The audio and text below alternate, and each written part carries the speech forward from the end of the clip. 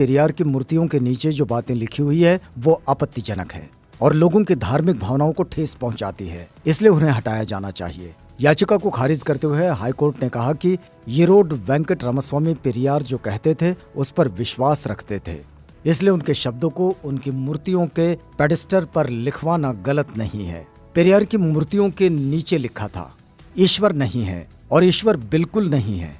जिसने ईश्वर को रचा वो बेवकूफ है, जो ईश्वर का प्रचार करता है वो दुष्ट है और जो ईश्वर की पूजा करता है वो बर्बर है। ग्रेट पेरियर नायकर के ईश्वर से सवाल। पहला सवाल, क्या तुम कायर हो जो हमेशा छिपे रहते हो, कभी किसी के सामने नहीं आते? दूसरा सवाल, क्या तुम खुशामद परस्त हो जो लोगों से दिन रात पूजा अर्चना करवाते हो? तीसरा सवाल, क्या तुम हमेशा भूखे रहते हो जो लोगों से मिठाई, दूध, घी आदि लेते रहते हो? चौथा सवाल, क्या तुम मांसाहारी हो जो लोगों से निर्बल पशुओं के बलि मांगते हो? पांचवा सवाल, क्या तुम सोने के व्यापारी हो जो मंदिरों में लाखों टन सोना दबाए बैठे हो? छठा सवाल, क्या तुम व्यभिचारी हो जो मंदिरों में देवदासियां रखते हो? सातवां सवाल, क्या तुम कमजोर हो जो हर रोज होने वाले बलात्कारों को नहीं रोक पाते? आठवां सवाल, क्या तुम मूर्ख हो जो विश्व के देशों में गरीबी, भूखमरी होते हुए भी अरबों रुपयों का अन्न, दूध, घी, तेल बिना खाए ही नदी नालों में बहा देते हो? नौवां सवाल, क्या तुम बहरे हो जो बेवजह मरते हुए आदमी, बलात्कार होती हुई मासूमों की आवाज नहीं सुन पाते? 10वां सवाल, क्या तुम अंधे हो जो रोज अपराध होते हुए नहीं देख पाते? 11वां सवाल, क्या तुम आतंकवादियों से मिले हुए हो जो रोज धर्म के नाम पर लाखों लोगों को मरवाते रहते हैं? 12वां सवाल, क्या तुम आतंकवादी हो जो ये चाहते हो कि लोग तुमसे डर कर रहें? 13वां सवाल, क्या तुम गूंगे हो जो एक शब्द भी नहीं बोल पाते लेकिन करोड़ों लोग तुमसे लाखों सवाल पूछते हैं? 14वां सवाल, क्या तुम भ्रष्टाचारी हो जो गरीबों को कभी कुछ नहीं देते जबकि गरीब पशुवत काम करके कमाए गए पैसों का कतरा कतरा तुम्हारे ऊपर न्योछावर कर देते हैं? 15वां सवाल, क्या तुम मूर्ख हो कि हम जैसे नास्तिकों को पैदा किया जो तुम्हें खरी खोटी सुनाते रहते हैं और तुम्हारे अस्तित्व को ही नकारते हैं? 5 मिनट का समय निकालकर जरूर पढ़ो भगवान के कारनामे।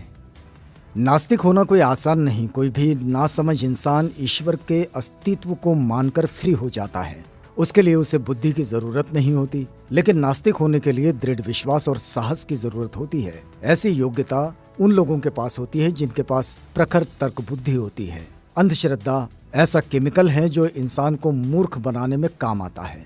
पेरियार E.V. रामास्वामी। आप देख सकते हैं हिंदू धर्म का विचित्र इतिहास।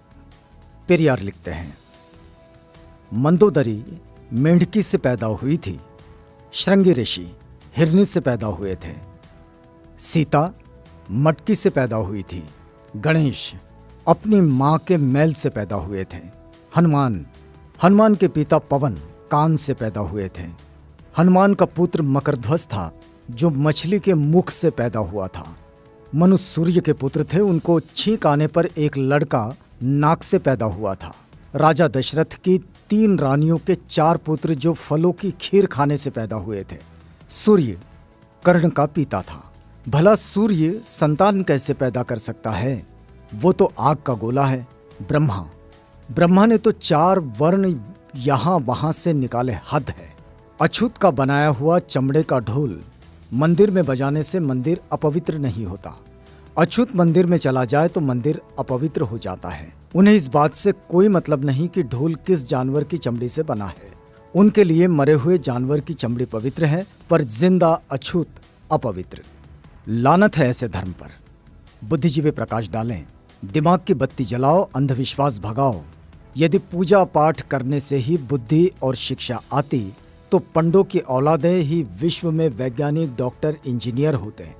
वहम से बचो, अपने बच्चों को उच्च शिक्षा दिलवाओ, क्योंकि शिक्षा से ही वैज्ञानिक, डॉक्टर, इंजीनियर और शासक बनते हैं, पूजा पाठ से नहीं। अतः वहम का कोई इलाज नहीं है और शिक्षा का कोई जवाब नहीं है। शिक्षित बनो, संगठित रहो, संघर्ष करो।